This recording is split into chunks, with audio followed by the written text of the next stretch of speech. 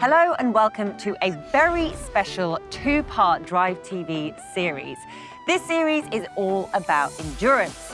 It's not just about Dom and I enduring each other for a very long road trip, but it's also about putting one car to the test, as we're about to take a 1,036-kilometre road trip with just one tank of fuel. And what car are we doing this in? Well, we are doing it in the new Jaecoo J7 SHS, a new plug-in hybrid medium SUV with a claimed hybrid range of 1,200 kilometres, which to me sounds like the perfect car for a great Aussie road trip. And this road trip is one of the most iconic routes in Australia. It covers the coast, driving through regional rural towns, the lifeblood of the country, starting right here in Noosa and ending up, of course, in one of the most famous places in the world, the Great Barrier Reef, and more particularly Airlie Beach, the gateway to one of the most stunning places in the world. Okay, so Dom, you, me, one Jaecoo J7 SHS, one tank of fuel, one questionable playlist. What are we waiting for? Let's go.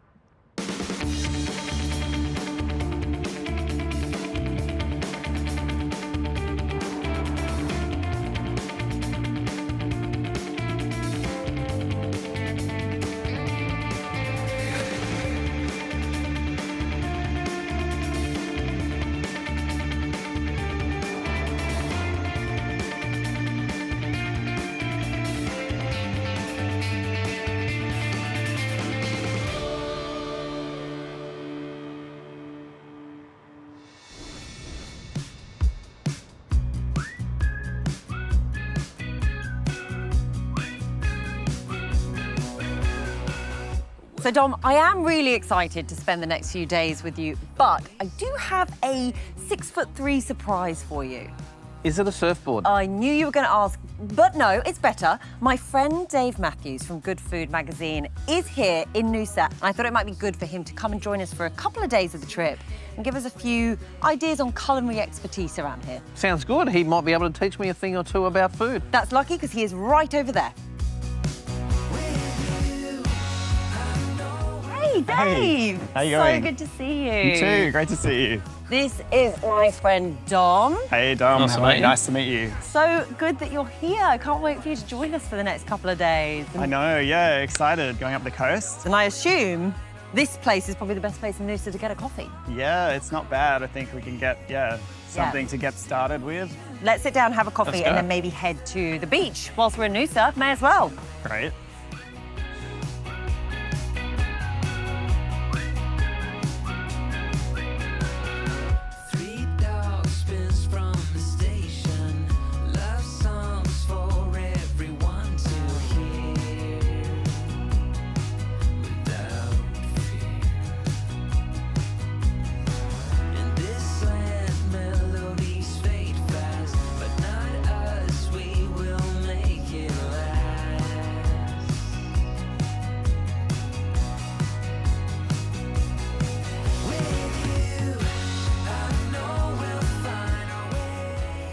Well, guys, I feel like Noosa is surely one of the most iconic, well-known holiday spots in Australia. It feels so sophisticated, so relaxed. It's full of baby mooners, honeymooners, and then us. Indeed, but it wasn't always so. In the late 1800s, this was primarily a logging area, and they came for the red cedar. In 1920, it started to become popular as a holiday destination, but it didn't really kick off till around mid-1970s when they started subdividing this entire area, really kicking off that tourism boom. Right, I mean, look, we're not actually far from Brisbane, right? We're an hour and a half, about 140 kilometres. And when you get here, I think it's fair to say there is something for everyone, whether you are surfer, nature lover, shopaholic, or Dave, in your case, a foodie. Have you got anything in mind for us to do or eat whilst we're here? Yeah, definitely. Coffee's all along the main strip. Obviously, really great thing to do every morning. But then, you can go and have green noodles with spanner crab at Lucio's on the marina. You can go to the Sofitel for a cocktail. And some days pizza, I've heard, is the best pizza spot around here. Plenty to do. I was going to say, you've got Noosa Everglades, you've got Noosa National Park. But if I'm honest, despite all the gorgeous beaches and things we can get up to, I can't wait for just a mooch down Hastings Street, the main street, which is chock-a-block with cafes, shops and restaurants. Let's get spending. You have enough room in your bag for all the shopping you're planning to do. Yeah. Change my emotions. There isn't anything I wouldn't do. Just to get everyone up to speed, Dom and I are doing this journey that's just over 1,000 kilometres, starting here in lovely Noosa, heading up to Airlie Beach with just one tank of fuel in the Jaecoo J7 SHS. So, the car is fully charged. Dom is just putting petrol in the car now so that we've got a full tank, and then we're going to head off to our first stop and see whether we can get there without having to stop the petrol on the way.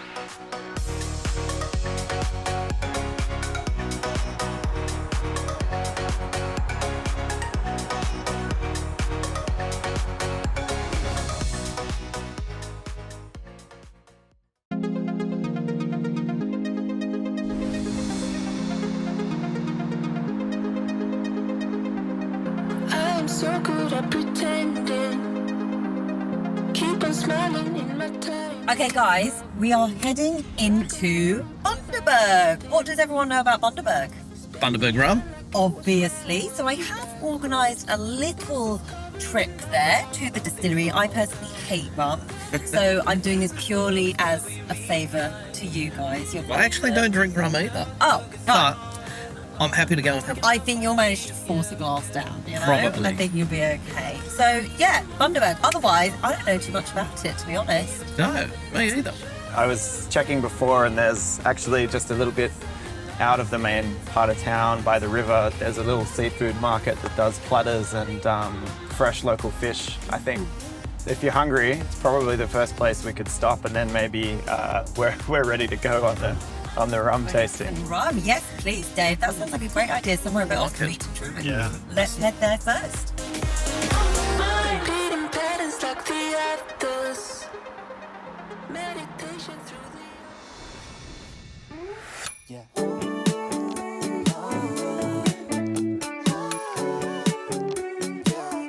Dave, Yo. this is very good seafood. Is it? Now, as I understand it, this is a family-operated business, and it started back in 1994 as a cold storage facility for the trawlers that worked in this area. And subsequently, because they were dealing with so much fresh seafood, they actually started this restaurant side of the business in 2010. Right. How did you find out about this place? Yeah, so I mean, look, we've got king prawns here, we've got Moreton Bay bugs, we've got some smoked mackerel. I think what I know about Grunski's is it's like one of the only seafood markets around that is actually still bringing in a lot of local stuff, using local fishes. And I think if you walk through, there's a fresh market in there. They've got mud crabs, they've got sand crabs, what people might know as blue swimmer crabs. You can actually get the Moreton Bay bugs cooked or raw, which is really rare. On this platter, I think they said there's wild barramundi, Queensland scallops, and wild Spanish mackerel as well. So getting those fish wild is really not something you see very much. So I really wanted you guys to see that. want to escape with me. Yeah, I see that biting your cherry lips, giving me a hint at an early exit. Dave, I'm so happy you've been able to join us on this trip. You're here with Good Food. Can you tell me a bit about what Good Food does? Yeah, well, I mean, I think the most well-known thing that we do is the annual restaurant guides. So there's one in Victoria, one in New South Wales, nearly 400 restaurants reviewed annually, rated with our hat system, so 1, 2 or 3 hats, and all across the cities and then regional as well. What are you looking for when you're reviewing and judging places? We book anonymously. We try to go in just like a regular diner off the street, and all of the marks that you'd want to see in any restaurant if you just went out with your friends. So we rank on food, of course, and drink, service, how the atmosphere is, what it feels like to be there, and then sort of a value for money factor, which is about whether you'd recommend it to friends, whether you'd spend your own money there happily. Yeah, and those are kind of all added up to an aggregate score out of 20, and that's where we get our hats. Great. Thank you so much. I'm excited to have you with us. Thanks, yeah. I'm glad I can come along for a couple of days on the ride, yeah.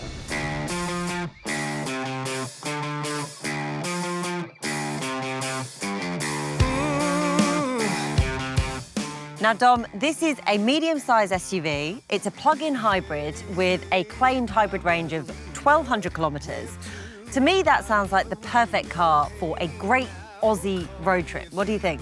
I think so, and let's get into the nitty-gritty of how this thing runs. So under here, you've got a 1.5 litre 4-cylinder turbo petrol engine. Right. And then underneath the floor, you've got an 18.3 kilowatt hour battery. Now they combine, obviously, to give it that range. Onboard petrol tank, 60 litres. So it's a very efficient motor vehicle. And do you know what the claimed fuel economy is? They do claim 1 litre per 100 kilometres when it's running as a hybrid. Okay. And I know that the electric-only driving range is claimed to be 106 kilometres, which isn't very much, but this car is calibrated so that there is always a little bit of battery power, which, I don't know about you, but for me, that's quite relieving to know when we're about to embark on a big road trip like we are. It does actually cover that range anxiety that people can certainly have when they're running any type of motor vehicle, I think, in general. For me, this does make it a great car as well for someone who's working in the city, driving to and from work often, and then wants to get in the car on a weekend, get away and go wherever they like. This is a medium SUV, but it is a little bit smaller than other medium SUVs in the segment. I'm wondering whether that's going to impact our comfort during the trip. We've managed to fit all of our stuff in the boot, but let's see. Should we head on to our next spot? Let's go. Great.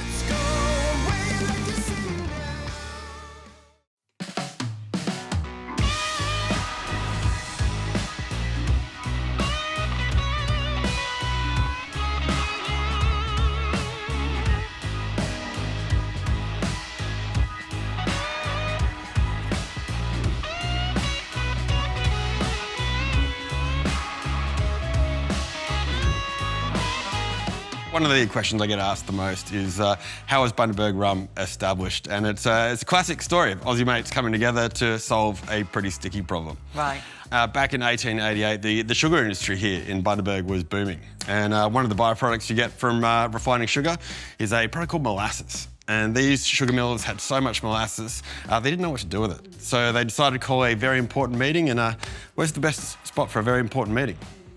At the pub. Down at the pub, that's right. So these sugar millers, they met down at the Royal Hotel here in Bundaberg, and after a bit of banter, they came up with the idea of building a rum distillery right next door to the sugar refinery. And so we've been making rum at this site and only this site for more than 135 years now. So sounds like a pretty obvious solution to a pretty sticky problem, but who hasn't had a few great ideas after a few rum and colas with your mates down at the pub? Yeah, true.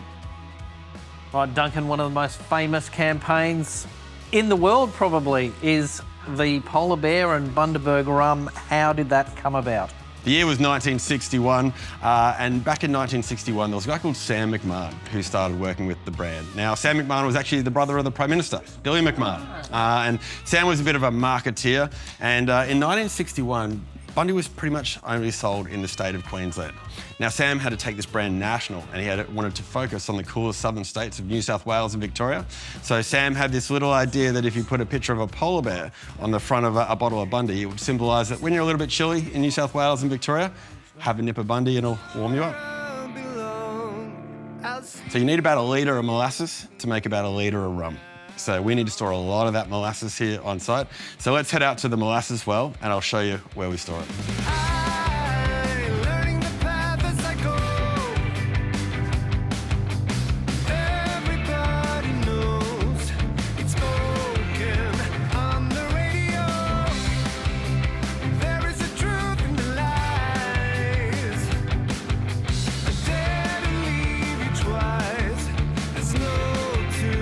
All right, there you go. There you go. Wow. Thank you. I don't know if I'd do that again. It's not for me. Oh, wow. No, it's not for me. No? You can taste the, you can feel the sugar in there. Yeah. Yeah, it's still really high in sugar content. You guys are all done with your molasses? Yes. Yes. Great. All right. Well, if we're that really in there. big into recycling here as well, so if you can put it in there, we'll clean those sticks up and get them ready for the next tour.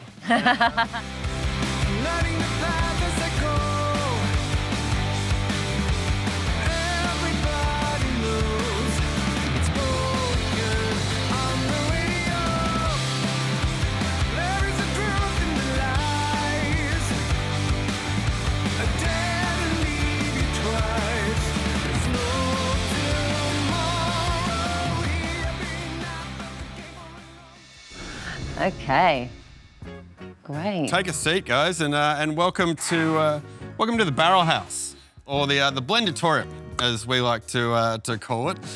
So today I'm going to take Appreciation Rum to a whole new level, and at the end of your experience, you are going to not walk away with just one bottle of your own personalised blend. We're actually going to give you two, because if we gave you one, you would never drink it. So we give you two, one to keep as your souvenir, and then one to go and share with your family and friends. And then the best part is we actually keep your recipe here at the distillery. So when you want more, all you've got to do is just jump online, order another bottle, and we'll ship it to your house. Oh, wow. Sound like fun? Cool. So we're not going to blend any liquids together. All we're going to do in a second is we're just going to take these little watch glasses off the glasses here. We're going to have a little smell, have a little taste, have a little chat, and start working out which liquids you like. Sound good? Sounds great. Cool.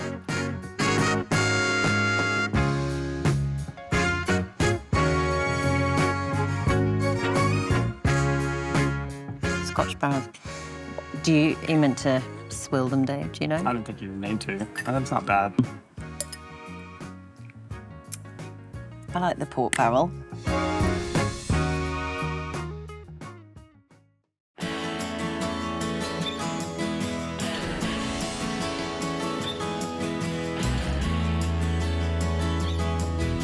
Okay, so we've all had a smell, we've all had a taste of these delicious liquids that we've got in front of us. Now we're going to get onto the fun part, which is the blending.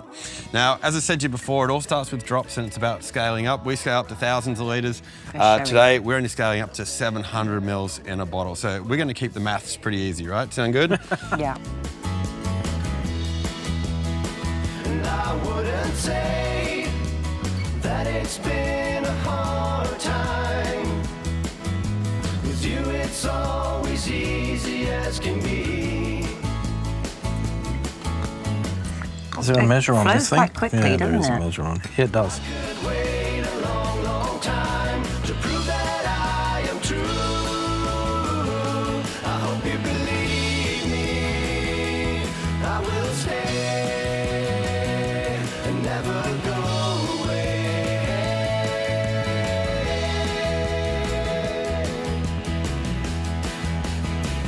Another time. Rum, not my cup of tea.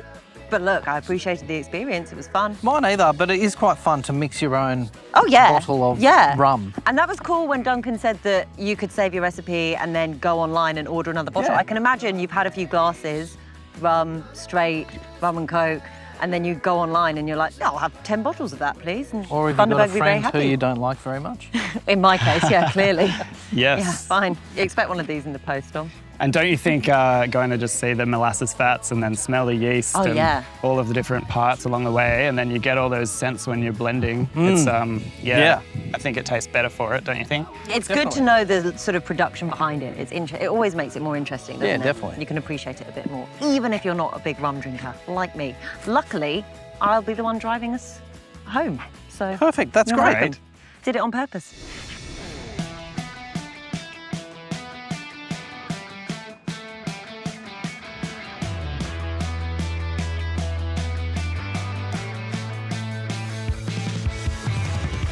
Now, Jess, as we're driving along, and Dave, Yep. we're going through Childers, a small little town. I've got a little Very bit of a tiny. story about it, Okay. if you'd like to hear it. Always. So, back in the day, at the Childers Hotel, or Hotel Childers, many, many years ago, I think in the late 1800s, rumour has it that a man was thrown from one of the internal balconies in the Hotel Childers because he dobbed on a illegal betting ring. Fine. Legend has it that he still walks around the hallways of the hotel. Oh, lovely. And someone has reported seeing him dressed in his old school garb, Right? wandering about in the linen room.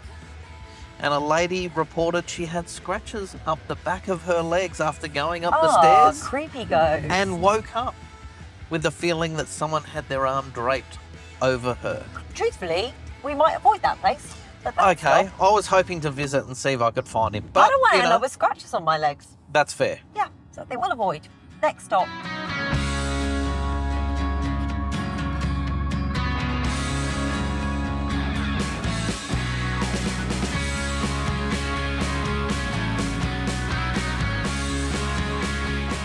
We are now in Gladstone, and Dom will be really excited to know that this is a great area for water activities. Everything from fishing to snorkeling and even surfing, because this is the most northern part of Queensland that you can catch a wave. So shame we didn't bring Dom's surfboards. Now, this is a pretty industrial town, but it is juxtaposed by the fact that it is sat right on the southern part of the Great Barrier Reef. And this is an area where you can access some gorgeous tropical islands, including Lady Musgrave Island and Heron Island as well.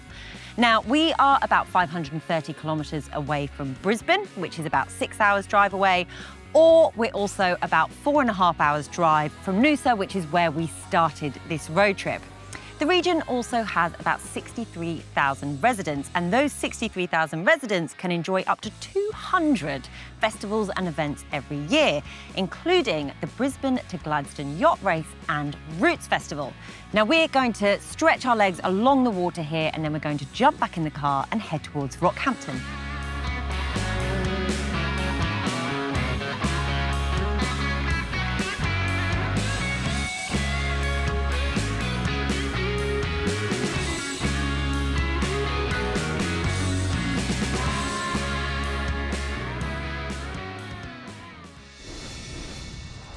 Join us next week as Dom and I say a fond farewell to Dave, stop off in tourist hotspot Mackay, and join us on the nail-biting final few kilometres to Airlie Beach to see if we make it there without having to stop to refuel. We'll see you then. Looking for the perfect car? Welcome to an all-new way to shop for your next car. Visit Drive News and find thousands of brand new demonstrator and high-quality used cars available from Drive's nationwide dealer network and ready to drive away today. So for new and quality used cars, discover Newsed, only at drive.com.au.